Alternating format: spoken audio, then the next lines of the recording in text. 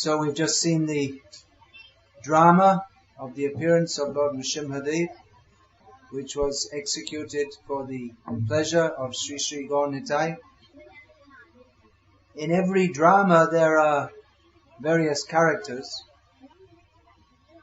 So the principal characters in this drama were who? Prahlad, Hiranyakasipu, and Nrsimhadev. Who's the most important? Prahlad, yeah. Nrsimhadev is not more important than Prahlad? What do you think? Nrsimhadev is the Supreme Lord, is it not? He's Bhagavan. Prahlad is the reason for Nrsimha's appearance. Yeah. So actually Nrsimhadev is more important than anyone. But from his point of view, Prahlad is more important. He is called Prahlada Hlada Dai. Prahlad means, what does it mean? Who knows what it means? Does anyone know? Means very happy. So Nrsimhadev is he who makes Prahlad happy. He is the giver of happiness to Prahlad Maharaj. Now there are two very important characters in the drama who you didn't see at all. Who are they? They didn't appear, but they're most important. One is called Narada and the other is called Shukracharya. Prahlad, he is the emblem of a pure devotee. He is the adarsh, he is the ideal of a pure devotee. And Hiranyakasipu is the prototype demon. You know that word prototype, right? From the automobile industry. Now, what is the difference between Hiranyakasipu and Prahlad? The boy should sit down. His mother should take him and control him. You should be like Prahlad, peaceful. There is a great difference in attitude between Hiranyakasipu and Prahlad. Hiranyakasipu typifies the demoniac mentality described by Lord Krishna in Bhagavad Gita. Dambho, darpo, abhimanascha, krodha, parusham evacha, agyana chabhijatasya, partha sampadam asuram. Dambha, darpa, abhiman, means conceit. I'm very great. And considering all others less than me. And very egoistic, thinking I am the doer of everything. Very angry by nature. Very rough speaking. And ignorant of the actual purpose of life. Now, Hiranyakasipu was thinking that Ishvaraham aham bhogi, siddhoham balavan sukhi. I am God. I am the controller. I am the enjoyer. I am perfect. I am powerful. I am happy. Please, the mother of this boy, take and control. Keep him under control.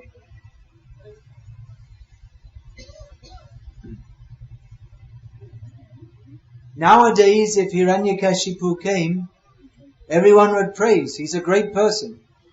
இப்ப இருக்கக்கூடிய காலத்துல ஹிரண்யகசிபு தோன்றினா அப்படின்னா அவன ஒரு மிகச்சிறந்த நபரா எல்லாரும் புகழ்வாங்க.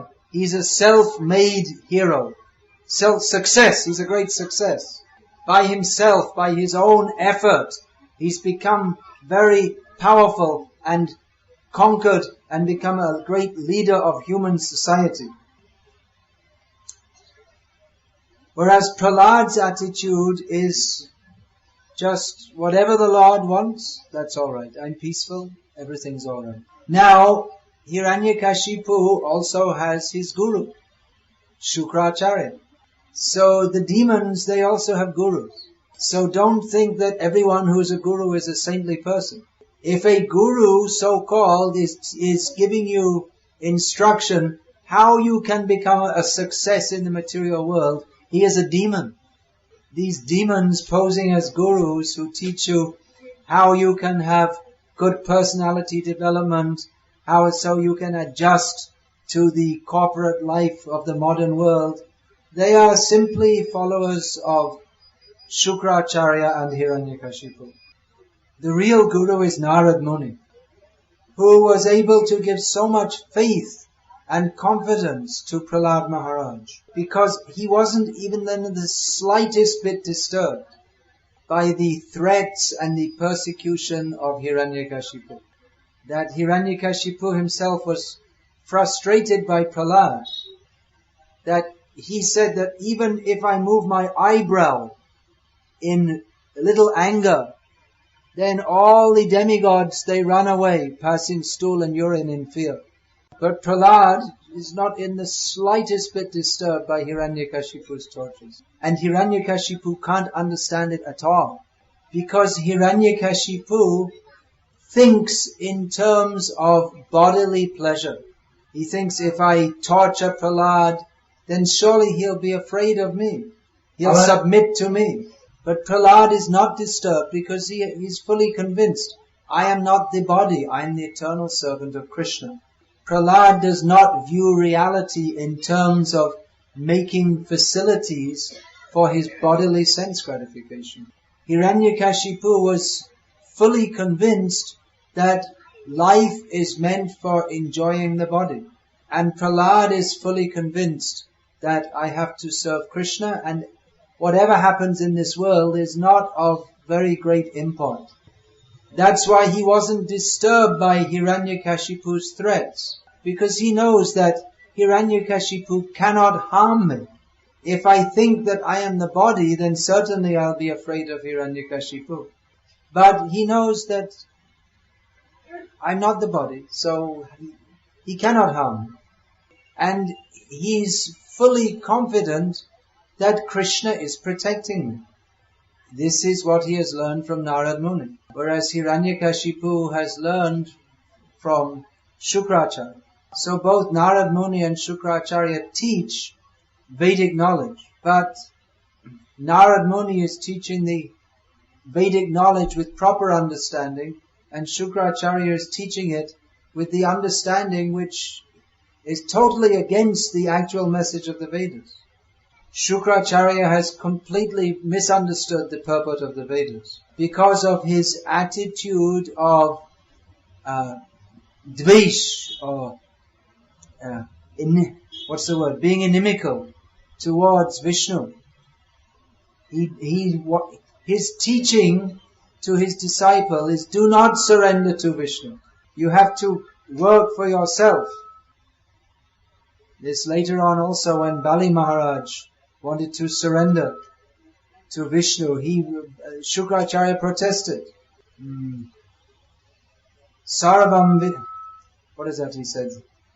Sarvam Vishnave Dadva Mudho Vartishyate Katam.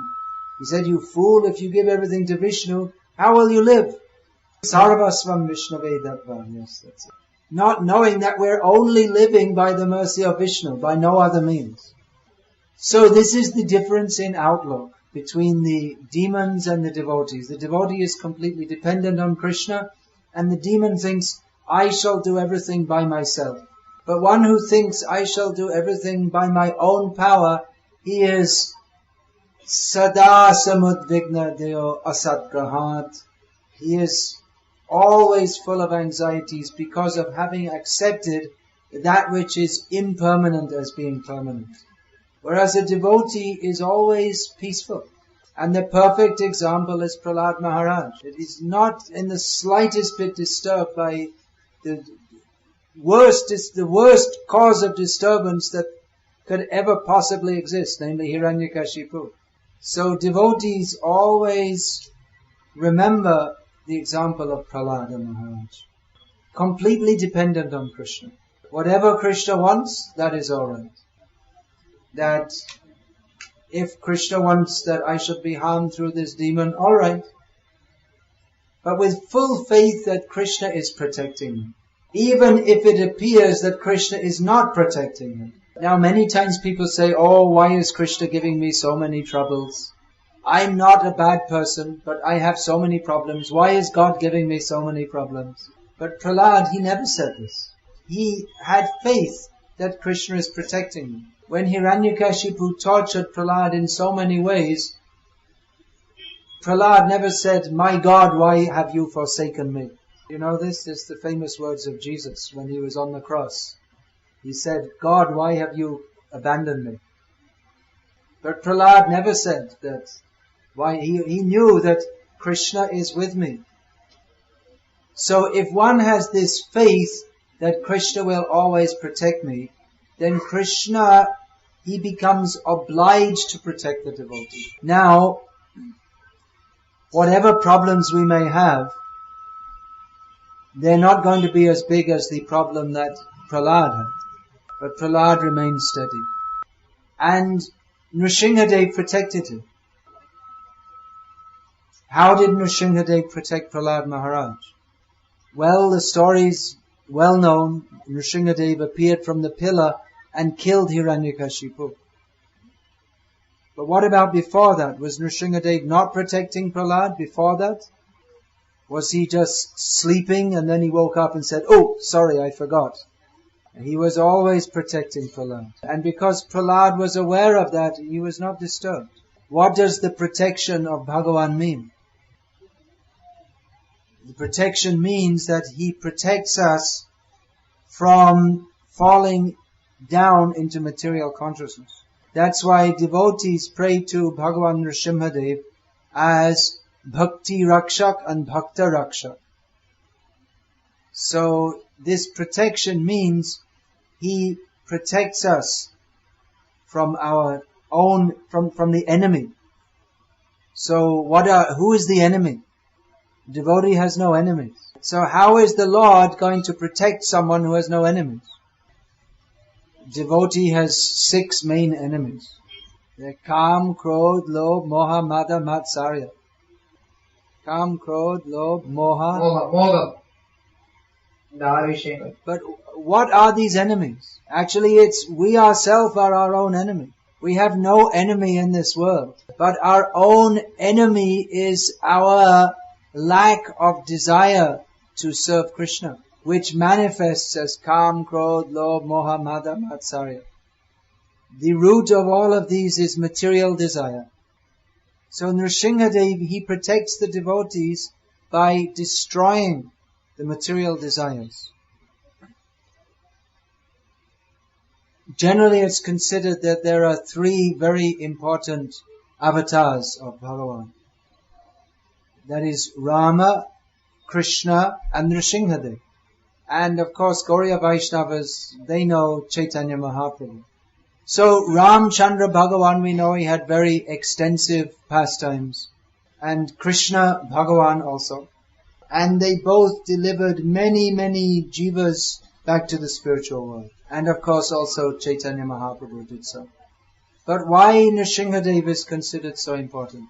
Because we don't know of any extensive leelas of his, as we know of Rama and Krishna and Chaitanya Mahaprabhu. Basically, there's one leela for which he's well known, as is true of other avatars like Matsya, Kurma, Varaha, Vamana. So why is Nrsimhadev, why is this form of the Lord considered particularly important for the devotees? Of course, all these forms of the Lord, they're the same Supreme Lord, Bhagavan Vishnu. But why this form of Nrsimhadev is considered so important? Because he is the protector of the devotees. And particularly this form of the Lord helps the devotees to overcome their enemies in the form of material desires. So devotees, they pray to Nrsimhadev that you please destroy the material desires which prevent me from serving you. That, hey Bhagavan Nrsimhadev, please destroy the material desires within my heart. I cannot do so. Prahlad, he never proposed to fight with Hiranyakasipu, but he maintained faith in Krishna. So in the same way, devotees who want to serve Krishna, they may find that the material desires within the heart, they're very difficult to overcome. So therefore, devotees pray to Nrsimhadev as Prahlad has taught us to pray. Om Namo Bhagavate Narasimhaya Namastejas Tejase Avir Bhava Vajranakha Vajradangshtra Karmashayan Randhaya Tamograsakrasa Om Swaha Abhayam Atmani Bhurishta Om Shrom. They pray to him that Nrsimhadev Bhagavan, we offer our respectful obeisances unto you. He's the most powerful. Whatever power is all simply coming from Nrsimhadev. Tejas Vinamaham. And by whose appearance with his thunderbolt teeth and his thunderbolt nails destroys the desires for enjoyment within this material world. So he prayed to him, please destroy the darkness of ignorance within my heart. Make us fearless. Prahlad was fearless. One can be fearless if he knows that I am fully protected by Nrsimhadev. So Nrsimhadev protects the devotees, and he is the master of Vagisha, she who gives the knowledge of the Vedas. The knowledge of the Vedas, Narad Muni, he understood. Shukracharya could not understand. Despite being very powerful in reciting Vedic mantras, Shukracharya, his knowledge was spoiled by the external manifestation of Saraswati. Saraswati, she is the consort of Nrsimhadev, and she exists always in his face and his tongue. But for those who want to be cheated in this material world, she cheats them even in the name of knowledge. But those who want to follow the path of Narad Muni, then she manifests on their tongues so that they can describe the Supreme Lord Krishna. So this Tene Brahma Hridaya Adi Kaviye, the Supreme Lord enlightened Brahma at the beginning of the creation with Vedic knowledge. This Leela is Nrsimha Leela. So he protects the actual Vedic knowledge. That's why the Vedic knowledge, it can never actually be destroyed. Sometimes people say, well, what will happen if there's so much conversion into Christianity and this and that? But the Vedic knowledge can never be destroyed. That is protected by the Supreme Lord. And he manifests that within human society as and when there are people willing to accept it. So this form of Nrsimhadev is a great challenge to the persons who believe in their own knowledge. As far as Hiranyakasipu is concerned, Nrsimhadev cannot exist. If we tell people, we go in the science class and tell there is Nrsimhadev, they will say, don't bring your mythology here. To these scientists, the so-called scientists, Nrsimhadev is mythology. He is not imaginable. He is not measurable. It doesn't make sense that there can be any such form. And that is exactly true.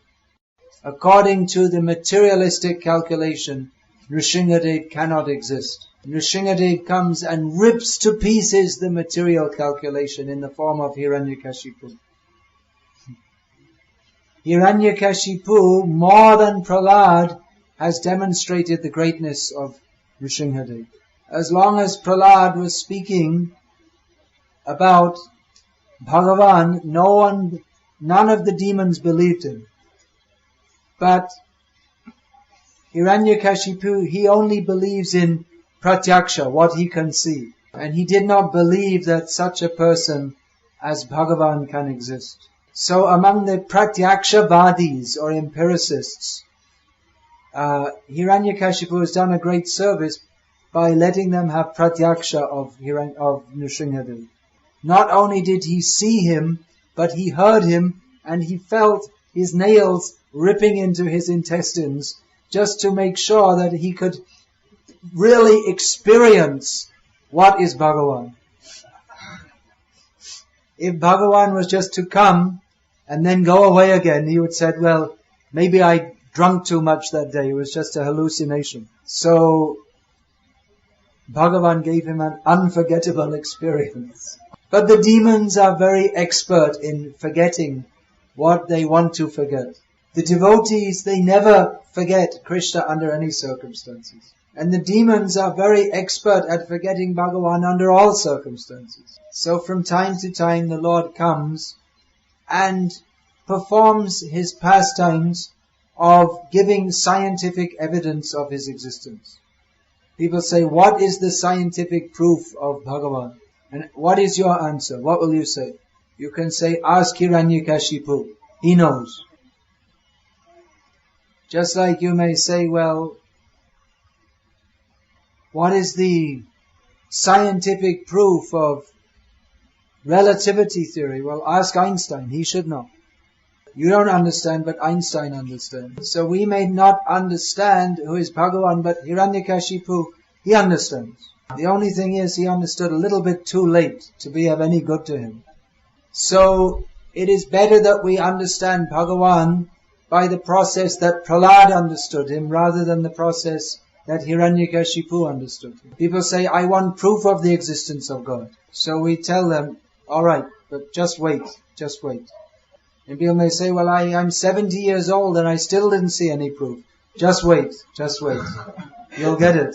You will see God, don't worry. Mrityu sarvaharashchaham. For those who do not believe in God, they will recognize him in the form of death. And Prahlad Maharaj, he recognizes Bhagavan at every portion of a second. Whereas Hiranyakasipu thinks that I am Bhagavan. So who is following Prahlad, he is protected by Bhagavan, and who is following Hiranyakasipu, he is destroyed by Bhagavan. Not actually destroyed, but they think they're destroyed because they think I am the body. In Bhagavad Gita, Lord Krishna says, Samoham sarvabhuteshu, I am equal to all. So why is it that with the same hands that he ripped apart the body of Hiranyakasipu, he patted Prahlad on the head? Is he not partial towards Prahlad? No, he has treated both with the same love. But he has acted in a way with Prahlad that Prahlad's love for him will increase more and more and more. And he's acted to benefit Hiranyakasipu also. That by destroying that body which was the manifestation of his envy of Krishna, he has benefited him by showing to him that he is as dependent on Bhagavan as is Prahlad. There are many temples of Narasimhadev, especially in South India. In Tamil Nadu, that was that Sholinga. We went there near Chennai. That's quite famous. And then in Andhra Pradesh, especially the cult of Nrsimhadev is well spread. There are many famous temples of Nrsimhadev. Nrsimhadev's eternal abode is there also in Navadip Dham, at Devapalli, Nrsinghapalli. And our Gauriya Vaishnava Acharya, Srila Bhaktisiddhanta Saraswati Thakur, he was also worshipping Nrsimhadev, who has also manifested himself in Mayapur Dham in the ferocious form, actually very kind form, of Nrsimhadev at Sri Mayapur Chandaray Mandir. So there are temples of Nrsimhadev and people go there and they worship him. In the Western countries, it's very difficult for them to understand. There was some court case in America. This was about 1975, something like this. And they wanted to show how the Hare Krishna movement is very bad. So they brought as evidence the picture of Nrsimhadev and said they worship this as Bhagavan. And the person who he's killing, his son is there and he's praising this lion god, and this is what they're teaching, how you should hate your fathers. Nrsimhadev doesn't fit the idea that God is someone who simply gives us blessings so we can enjoy our sense gratification. That's why people are afraid to worship Ugra Nrsimhadev. There are various forms of the Lord. Generally they like to worship him with Lakshmi. When the devotees, they came to South India, to Kumbakonam, they wanted to get the form of Nrsimhadev carved by the Stapati. He said, no, cannot carve this form. Who will dare to make such a form, and who will dare to worship such a form? People, they will not, mostly, they're not allowed to worship Nrsimhadev. This Ugra Roop, this terrible Roop, is only allowed for brahmacharis and sannyasis. Grihastas are not allowed to worship. Because by worshipping this form, all your material desires will be destroyed. So that Stapati, he refused. I cannot make this form. But the devotees were saying, no, we have to. We have to install this form of the Lord. And we have to worship the form of the Lord. So but he said no. But then after some time, the devotees in Mayapur, they got a letter that our guru, that was that Chandrasekhar Endran, he said, for ISKCON you can do, not otherwise. So then the devotees, they came again after some months and said, well, did you start to carve yet? They said, where's the deity? Is finished yet? And the Stapati looked at him as if he's crazy and said, what do you mean? I didn't even find the stone yet. He said, well, in Tamil Nadu there's so many big stones, why don't you just choose one stone and carve? He said, you don't understand. You just can't choose any stone. We're not carving a statue here. The stone has to have all the characteristics given in Shastra. That has to be living. That means the Lord's already there. I cannot make the Lord. So when he wants to reveal himself, then we'll find the stone, then I can carve. I cannot make Bhagavan. So then, after some time, the Lord revealed himself and the carving work began. So it was going on slowly. And devotees were asking, when's it going to be ready? When's it going to be ready? When's it going to be ready? And then they came and they said, take immediately. I was keeping the deity in a thatched hut like this, and automatically by itself it all caught fire. He wants to go. He's ready. So Nrsimhadev is always surrounded by fire. Jvala Mali, he's garlanded by fire. He's very hot.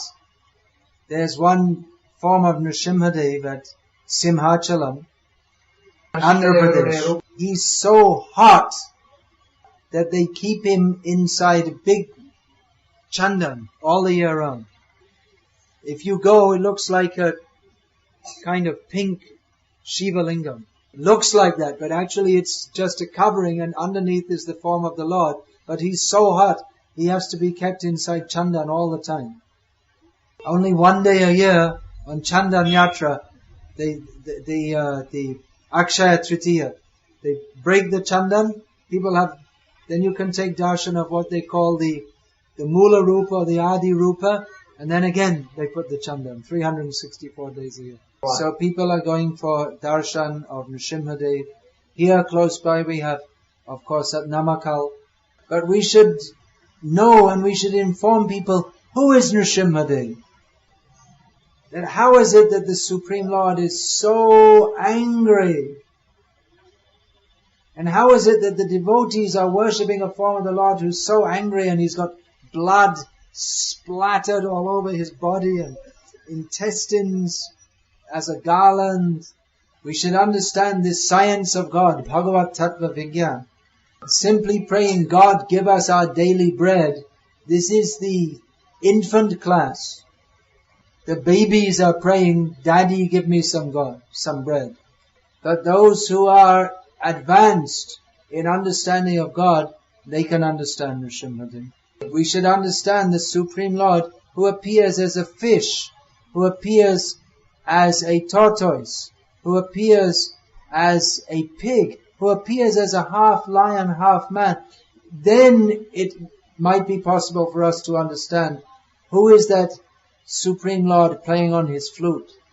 Before describing Krishna Lila in Srimad Bhagavatam, which is the actual subject of Srimad Bhagavatam, Vyasadeva describes all the principal incarnations. Similarly, the Gita Govinda of Jayadev Goswami, before he describes the intimate pastimes of Radha and Krishna, he recalls that this Keshava, who is performing such intimate pastimes, he is the Matsya, Kurma, Varaha, Nrsimha, Vamana. He is the Keshava Drita Dasha Vidharupa, Jaya Jagadisha Hari. So try to understand who is Bhagavan. All these books are given by Vyasadeva, they're given in the modern age by Srila Prabhupada to help us understand this. Generally the demons or the followers of Shukracharya, if you see Nrsimhadev, they'll say, oh, actually he has no form. Yeah, all philosophy is lost in some void. All philosophy is lost in some void. Shunya. Yeah. So people go to the temple and they think, well, it's just a form, and then actually there's nothing. Because they don't take the trouble to learn the science of God, they think that the form of the Lord is just a representation of something which is nothing. That's why they can worship all these nonsense Babas and Bappas and so-called Kalki avatars, because they think that you can worship any form and it's just a representation of the formless, which is rascaldom. I'm talking about this bogus so-called Kalki avatar. So you see all the great acharyas in history, who are they worshipping? They are worshipping Rama, Krishna, Nrsimhadev, Vishnu. And for people on a somewhat lower level, they're worshipping Shiva, Shakti and Ganesh. But this idea of putting some human being and worshipping as God, this is only a modern idea for stupid people who watch cartoons on TV. That's the level of their intelligence. Only people who are extremely stupid will fail to worship Nrsimhadev, and they'll take some stupid magician and worship as God. So you should know the difference.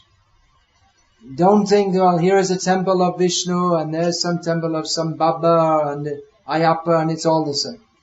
You won't get much benefit if you just think it's all the same and it's all just a representation of the formless. So please try to understand what is this knowledge that is being given. It's a simple point to understand. Vishnu is Bhagavan, he is the supreme personality of Godhead. The original form is Krishna, and he manifests in various forms which are inconceivable. And our position is that we are eternally dependent upon him. If we take shelter of him, then he will protect us fully. We may have to suffer some inconveniences in this material world, as Prahlad did. But Prahlad wasn't disturbed by that, because he knew that I have no connection with this material world. My connection is with Krishna. Do you have that book, Transcendental Teachings of Prahlad Maharaj? You have that in Tamil also, isn't it? It's supposed to be released today, but it's just getting delayed, maybe tomorrow. We have it in English at least. Well, whoever understands English, you can take this book today. This is a book for today. Transcendental Teachings of Prahlad Maharaj. So if you don't have this book, please take this book. the very powerful teachings that Prahlad gave. I love Krishna more than anything. We are spoiling our lives. The dearmost person. Family illusion. These are the teachings of Prahlad Maharaj. So please take this book today. You can read it. It doesn't take very long to read. If we can just understand its message, then our lives will follow in the footsteps of Prahlad Maharaj. More or less, everyone in the material world is a mini Hiranyakasipu. So instead of being a Chinna Hiranyakasipu, we should be a Chinna Prahlada. And actually, Hiranyakasipu becomes Chinna, broken up into pieces. That's another. Is that in Tamil also? That's another meaning. It's also there. Yeah. Cut into pieces. So let us pray to Nrsimhadev to cut our material desires into pieces, and that our love for his lotus feet expand at every moment. How many people are fasting for Nrsimhadev's appearance today? Very good. You'll get all the mercy of Nrsimhadev. I'll tell one little story just to finish quickly. That this was I think must have been 1979. We were in Bangladesh and we visited the birthplace of Pundarika Vidyanidhi. And it was midday and they offered that we could take prasadam. So I didn't want to take because we're supposed to fast, but the devotee said, well, this is a holy place, we never know, we may never come here again, let us honor prasadam. So we were driving in a small car, a Volkswagen Beetle, in the evening. And we got late to go to our place, so in the evening time when we should have been celebrating the appearance of Nrsimhadev, we were driving on the road. And we came to a very narrow bridge. There was a deep drop down to the river below. There was no railing on the bridge. And both the sides were worn away, so there was a little bit of road and then it was sloping, and then there was a big drop into the river. So the devotee said, do you think we can make it across the bridge? I said, well, if we don't, we have to go back 20 kilometers. So very slowly we went onto the bridge. Then the car slipped. So that it slipped on the side so that the front right wheel was on the bridge and the back left wheel was on the bridge. And the other two wheels, the car was just like imbalanced and it could fall either side at any moment. We couldn't drive, we couldn't even get out because as soon as you open the door, there's a big drop down to the river. River means it was just a stony river, this deep, long way down. So actually it was Nrsimha Chaturdashi. We should have been remembering Lord Nrsimhadev at that time, his appearance time, but we weren't doing any festival, so he arranged that we remembered him very nicely at that time. There was nothing we could do. We couldn't go forward, we couldn't go back, we couldn't go sideways. All we could do was remember Nrsimhadev and hope that the vehicle doesn't fall off and then we'll be killed. So we were very intensely remembering Lord Nrsimhadev. When in this remote village area, some people suddenly came and then they, from both sides, they picked up the vehicle, put it on the bridge straight, and then very slowly we drove off and said, Jai Nrsimhadev. So don't forget to celebrate Nrsimha Chaturdashi. And pray for his mercy that we can be free from material desires so that we can serve him better. We have to serve Guru and Gauranga, Radha, Krishna. But we cannot do so properly if our hearts are full of material desires. Therefore we pray to Nrsimhadev, please destroy these material desires. Jai Nrsimhadev, Jai Prahlad Maharaj, Jai Srila Prabhupada. We'll finish there and there'll be prasadam distribution. So, transcendental teachings of Prahlad Maharaj are available, only 15 rupees.